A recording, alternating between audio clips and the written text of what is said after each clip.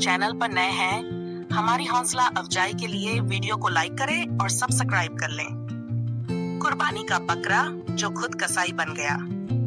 ईद उल अजहा करीब थी। गांव के सभी लोग बकरियां खरीदने में व्यस्त थे। नन्हा उमर भी अपने अब्बू के साथ बकरा खरीदने गया।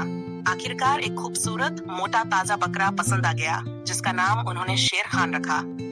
शेर खान आम बकरा नहीं था। न सिर्फ वह साफ सुथरा रहता, बल्कि हर समय सबको घूरता रहता। सबको लगता जैसे वह कुछ सोच रहा हो। गांव वाले मजाक में कहते, ये बकरा नहीं, खुफिया एजेंट लगता है। ईद के दिन जब कसाई आया तो एक अजीब घटना घटी। शेर खान रस्सी तोड़कर भागा और कसाई के हाथ से छुरी छीन ली। सब लोग डर गए, लेकिन फिर शेर खान ने ऐलान किया, इस बार कुर्बानी में सिर्फ गोश्त नहीं, नियत और दिल भी देखे जाएंगे। और हंसते हुए खुद को साफ सुथरा करके वापस आ गया। आखिरकार सबने समझा कि कुर्बानी सिर्फ जानवर काटने का नाम नहीं, बल्कि कुर्बानी के जज्बे को समझने का काम है। और शेर खान, वह तो आज भी बच्चों को कुर्बानी की असल कहानी सुना रहा है। कृपया वीडियो को लाइक करें और सब्सक्राइब करें, ताकि हम और बेहतर कंटेंट बना सकें।